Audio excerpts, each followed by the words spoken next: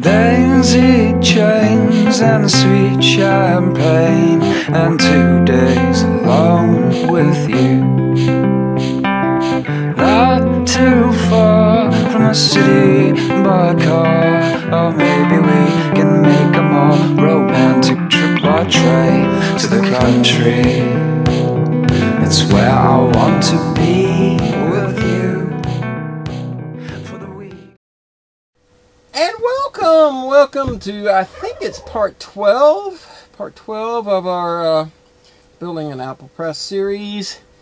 It's dizzying, the heat that we've got going on. I'm gonna tell you what, it's quite it's been tough the last few weeks. I haven't had a lot of opportunity to work on the Apple Presses. I'm sorry I haven't kept up on it as quickly as I could, but I have done some stuff. I just haven't videoed it because I could get out for a couple hours and then there would be a distraction, and I'd get out for an hour or two and then there'd be a distraction. So let me catch you up to speed on where we're at. So if you look across here, many of you will have, that are subscribers to my other channel, will have seen where we showed this one with the scratter and the bearings and the shaft and the all that put together. Sunny came by and I wanted to make sure she could see what it looked like when she came and visited. That was a couple weeks ago. Since then, I've gone through and I've put the pulley wheel and such and the bearings on it. Come on in here. So I know you're going to have to adjust for light.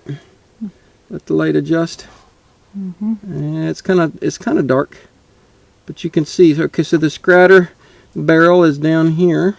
Can you see my fingers in there? Yeah. Kind of dark. Lift it up a little bit. Let's see if it picks up more light. There we go. Well, no, not quite. Anyway, the point is this. Let's talk about what I did to get that done, since this is a how-to video.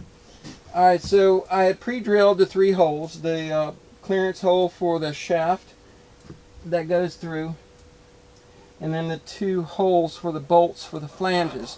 We had done that. Shut up, chicken. We've done. Don't you understand? We're filming here. It's called the Rooster Daughter. I know. So we had taken these apart, polished them, put them all back together, and all we had to do was start to mount this. There's a little bit of trickiness involved in mounting the shaft here. Come here and take a look. You know, building the box and such over here. You build the box the way it is, and then you put it in position, and then sometimes you think you get it aligned. And when I cut the hole out in the deck up here, this portion up here, and allow it to sit in there. There we go. That's a little bit better. So I was really close to the leg right here, really close, very close to the leg, and that's just coincidence. But we got it. But the point is getting things in alignment. And there was a lot of adjustments and how should I say, fine-tuned fitting. It took quite a bit for us to put these together, because sometimes we'd have to adjust a little hole here. Sometimes we'd have to adjust the or sand down the shaft.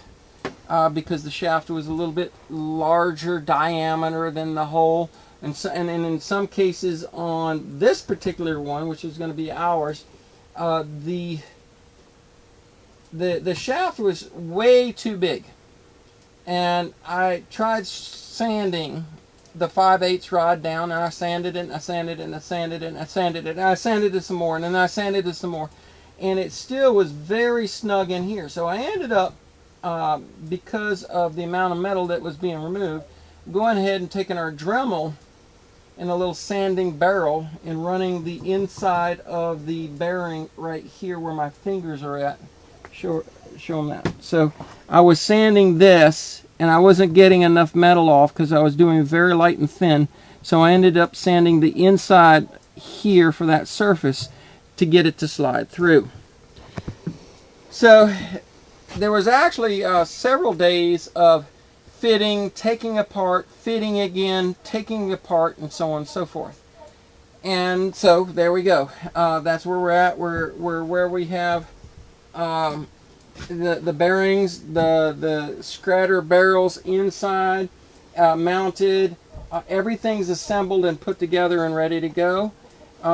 So it's on to the next step, and the next step is I want to finish off the majority of the wood pieces before I get into working on the metal, because I'm going to have to do some cutting and welding of these plates for the press screws when we get to putting them in the upper braces up here, and that's going to be a bit of work. So I want to do all the wood, and then I want to work on the metal, because that's just the way I work and think. So what I've been doing today in this sweltering, humid, hot temperature has been working on getting some stock together. Now, you've seen in the previous video where I had gone ahead and cut out these blocks. These are the blocks that are going to be used for the press plates that will go underneath the screw that gets pushed down onto the apple pulp. What I've just done over the last hour or so is run all these boards and these boards through the planer, and this is some thick wood here. And what are we talking here? We're over 6/4. We're at literally 1 5/8 thickness. This is thick stuff, and that's good. That's what we want. We like nice beefy wood, something that's going to last and hold true. So I ran out a bunch of these. So I got these 3 pieces, which is more than what we need for the stomper. So in here, I'm probably going to get 1, 2, 3, 4, 5. I'm probably going to get 5 of these stompers, which are the handle that allows you not to stick your hand into the grinder, because you don't want to do that. And you have something that stuffs the apples down. And these are the press plates. So what I've done is essentially clean up the wood, level it, flatten it, and then square it up. And now I've got to take some time to lay out where I'm going to cut. I've got a little small bandsaw because I don't want to take that thing back here and get it set up. I'm going to try and do it on this little one. This is one of my community members. She sent it down here with me. I'm going to see if I can get anything done with it. So we're going to lay out what I can on these boards. I've got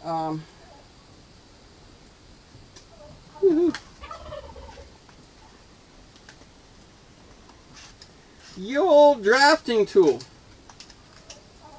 to draw myself out a circle here. It's going to take me a little bit to lay out the little paddles, or the stomper paddles for that, and that's my next step. So we've gotten the little bits done here and there. I don't know how long it's going to take me to get this done and this laid out, and then I'm going to run these through. I'm going to cut out my paddles, my stomper, whatever you want to call it. I want to call them, not paddles, clubs. Zombie beaters. Oh god. The zombie stompers. Zombie stompers, and that was a funny video.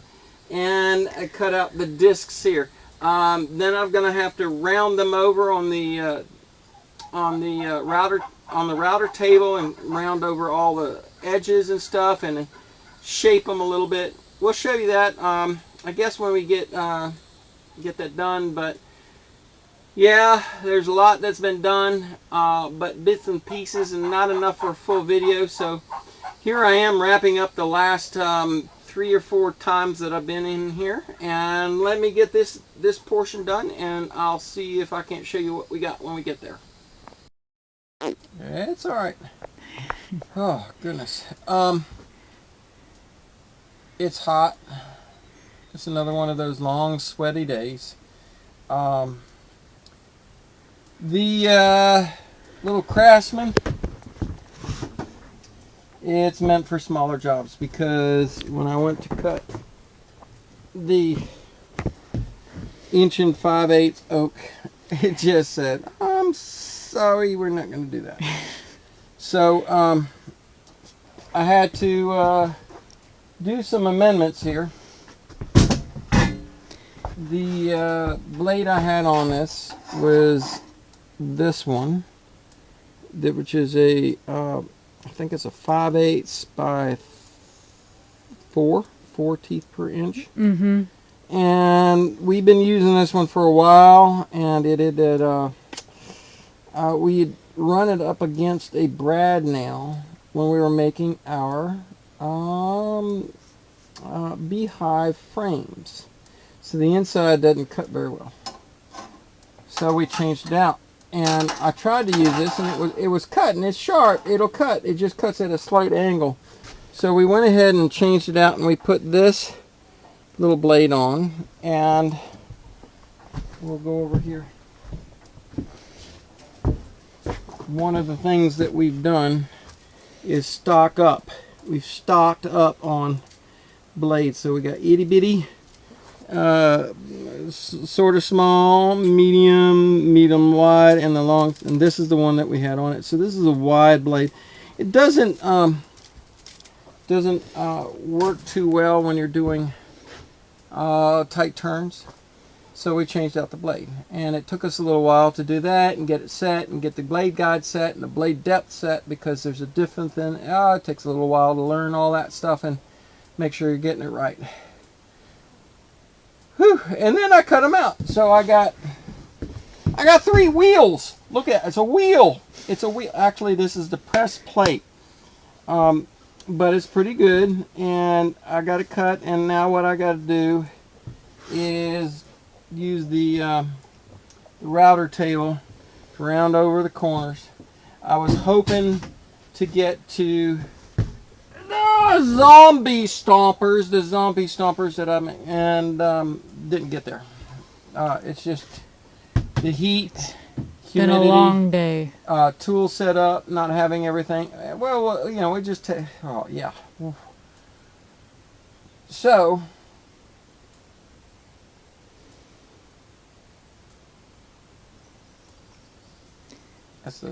That's the AC. AC. Is it running or is Yeah, no, it's running. I'm gonna go get an AC. You can see the sweat's dripping off of me like crazy. And so this is the next video.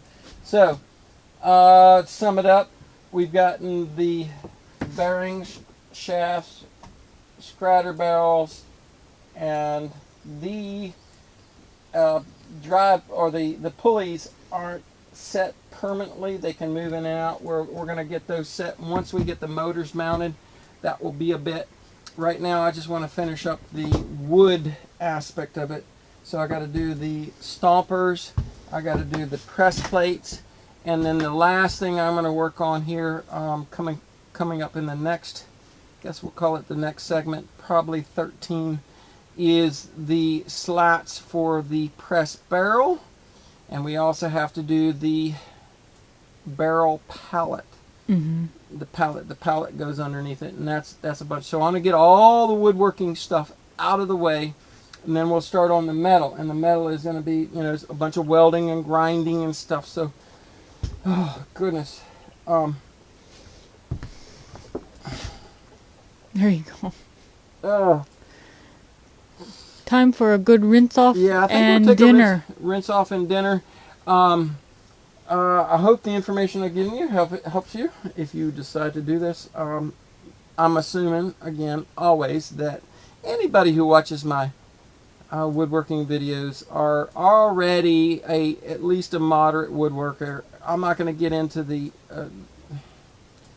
little tiny skill sets that a average woodworker should know. I'm showing you what I'm doing, and most people can figure it out from that point forth, who is a average woodworker. Because if you can't mill out and then cut out a round circle in a piece of wood, this is not a project I recommend for you. It's just that simple. Anyway, that's it. We got a lot more to cut out and do. I was hoping to get through more, but the heat, the humidity, the not having a shop set up, we'll figure it out. We'll get it done. I want to get these out of here so I can take on the rest of the project. So on that note, we'll say thank you for watching Heritage Homestead Creations. There's lots more to be created. It's just not a good time of the year to be doing this because it's not good for video making when you're dripping wet with sweat. Yeah, She's like... Anyway, that's it. I do want to say one thing, and that is the dual tooth setter that I need to make to set the teeth for my bandsaw blades. The dual tooth setter. I am going to get to that. That's coming, but I need to get these off my. Those are first. Those are first. I need to finish that. Then I'm going to do the dual tooth setter because if you're going to have a bandsaw mill, you gotta have a sharpener and a dual tooth setter. Otherwise, you're dead in the water. And getting 1 1/4 by 42 thousandths thick metal blades is getting extremely difficult. Mm-hmm. That's it for now. Thank you so much for tuning in. I appreciate all of you who come to visit and be entertained or educated. Make sure you like, subscribe, and hit that notification bell, folks. Yep. All right. Thank you. Take care.